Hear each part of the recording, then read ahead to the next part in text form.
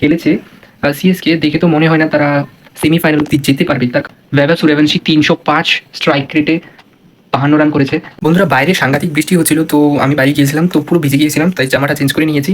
ভাই সিএসকে ব্যাটাররা কি খেলছে! ঋতুরাজ গেকোয়াড় জোফরা আর্চারের বলে আউট হয়ে গেল। কি আরও আমার বন্ধুদের সঙ্গে বাজি নিয়েছে যে আজকে সঞ্জু স্যামসন গ্যারান্টিডলি 50 করবে। ওরা এইভাবে খেলে তো 100 রানও ঠিক করে হবে না। বললাম না, এক্সপিরিয়েন্সের অভাব রয়েছে। হ্যালো বন্ধুরা, নতুন একটা ভিডিওতে তোমাদের স্বাগত। আমি আরজে শঙ্কর, আর আজকে হলো আর ভার্সেস সিএসকে ম্যাচ। চলো, আর আজকের প্রেডিকশন হলো আমার যে সিএসকে হয়তোবা এই ম্যাচটাকে জিতবে। তার কারণ হলো আমাদের সঞ্জু স্যামসন ফিরে এসেছে। আচ্ছা, সঞ্জু স্যামসনের ব্যাপারে একটা কথা বলি। তিনি আগে আমরা সবাই জানি আর হয়ে খেলতেন।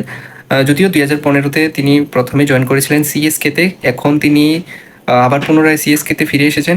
তবে এই মেইন কথা হলো কি, এক্সচেঞ্জ হয়েছে। যেমন আর আর নিয়েছে রবীন্দ্র জাদেজাকে, আর সঞ্জু স্যামসনকে ফিরিয়ে দিয়েছে তাদের দলে। তো এক্সচেঞ্জ তো হতেই চলেছে, হবেই। আর আজকের ম্যাচটা হয়তো বা সিএসকে নিজের নামে করে নিতে পারে। একটা কথা বলে দিই, সিএসকে যদি আমি দেখি পুরো অল ওভার গত 2023-এর পরের থেকে সাংঘাতিক এক্সপেরিমেন্ট করছে। মানে যে পুরোনো প্লেয়ারদের যে প্রেস্টিজ তারা ক্যারি করতো, সেই প্রেস্টিজ তারা এখন আর ক্যারি করে না। তারা সব এই 2023-এর পর থেকে যেন নতুন নতুন প্লেয়ার দিয়ে তারা এক্সপেরিমেন্ট করছে, এবং এখনও করেই চলে যাচ্ছে। তো তাদের যে টিম কম্বিনেশন, সেই টিম কম্বিনেশন আমি দেখেছিলাম, তেমন একটা ফাইটিং না হলেও কিন্তু ভয়ানক হতে চলেছে। ঠিক আছে, দেখা যাক, ম্যাচে তা দেখা যাবে। কিন্তু এখন টস হয়ে গিয়েছে, আর আর বোলিং চুজ করেছে, এবং ম্যাচ হতে আর আধা ঘন্টা বাকি রয়েছে। চলো দেখি কি হয়। তো ম্যাচ শুরু হয়ে গেছে, আর এখানে সঞ্জু স্যামসন আনলাকিলি আজকে চলতে পারলো না। এখন 1 উইকেট চলে গিয়েছে এবং 14 রান হয়েছে 2 ওভারে। আমি আরও আমার বন্ধুদের সঙ্গে বাজি নিয়েছি যে আজকে সঞ্জু স্যামসন গ্যারান্টিডলি 50 করবে। ওরা বলেছে সঞ্জু স্যামসন হঠাৎ হঠাৎ ফর্মে আসে, হঠাৎ হঠাৎ রান করে, হঠাৎ হঠাৎ চলেও যায়, মানে রান করতে পারে না। তো এই হচ্ছে মানে সঞ্জু স্যামসনের তো কোনো ঠিক ঠিকানা নাই, কিন্তু সেই প্লেয়ারটা কিন্তু ক্লাসি প্লেয়ার, সেটা মানতে হবে। সেটা 2026-এর যে T20 ওয়ার্ল্ড কাপ, সেটা থেকে আমরা সবাই তাকে চিনতে শিখেছি। ভাই সিএসকের ব্যাটাররা কি খেলছে! ঋতুরাজ গেকোয়াড় জোফরা আর্চারের বলে আউট হয়ে গেল। কিভাবে আউট হলো তা জায়গা বানিয়ে খেলতে গিয়ে জাস্ট মারতে পারেনি, ব্যাটে বলে কোনো কানেকশন হয়নি, আর ডাইরেক্ট বোল্ড আউট হয়ে গেছে। কি খেলছে রে, কি খেলছে! এইভাবে খেলে তো 100 রানও ঠিক করে হবে না। বললাম না, এক্সপিরিয়েন্সের অভাব রয়েছে। এই 3 ওভার শেষে সিএসকে রান দাঁড়ালো 19, আর তারা 3টা উইকেট লুজ করে দিয়েছে। এখন নেমেছে সরফরাজ খান। আমার বন্ধুদেরকে তো বলেছিলাম যে সিএসকে জিতবে, এবং তাদেরকে বলেছিলাম যে খাওয়াতে হবে। যদি সিএসকে জিতে, আমিও বলেছিলাম যে আমিও খাওয়াবো যদি আমার প্রেডিকশন ভুল হয়। বন্ধুরা, বাইরে সাংঘাতিক বৃষ্টি হচ্ছিল, তো আমি বাড়ি গিয়েছিলাম, তো পুরো ভিজে গিয়েছিলাম, তাই জামাটা চেঞ্জ করে নিয়েছি। আর প্রায় 1 ঘন্টার মতো বৃষ্টি হলো, আর সেই কারণে আমি ওই যে মেইন রিয়াকশনটা দিই সেটা দিতে পারলাম না। তবে আমি গুগল থেকে খুলে বলছি যে যেইভাবে খেলেছে সিএসকে, দেখে তো মনে হয় না তারা সেমিফাইনাল অব্দি যেতে পারবে। তার কারণ হচ্ছে ব্যাটিং লাইন আপ খুবই দুর্বল। সরফরাজ খান 12 বলে 17, কার্তিক শর্মা 15 বলে 18, যাকে সিএসকে সব থেকে বেশি টাকা দিয়ে কিনেছিল, কিন্তু তার প্রতিদান কিন্তু দিতে পারেনি সে। 36 বলে 43 করে রান আউট হয়েছে জেমি ওভারটন। তিনি সব থেকে হাইয়েস্ট রান করেছেন।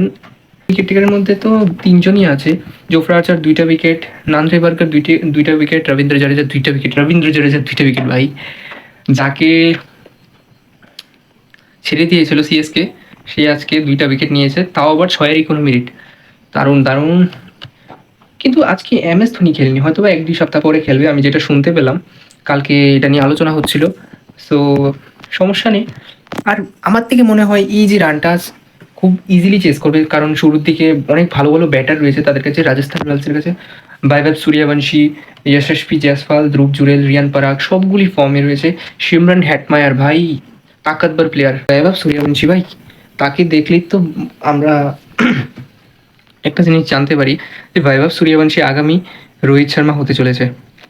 আমি তো ওকে রোহিত শর্মাই ভাবি, তবে আমার যেটা মনে হয় না, বৈভব সূর্যবংশীর মতো প্লেয়ার না এত ছোট বয়সে এইভাবে খেলে, মানে সে যখন ম্যাচিউর হবে, বড় হবে, তখন সে কিভাবে খেলবে, আমার সেটা নিয়ে একটা ইন্টারেস্ট জাগছে। বৈভব সূর্যবংশী, যার কথা এতক্ষণ ধরে বলছিলাম, সে করে দিয়েছে 50, কিন্তু দুঃখের বিষয় সে তার সেঞ্চুরিটা পূরণ করতে পারেনি, যদিও 50 রানস আরও দরকার পড়তো।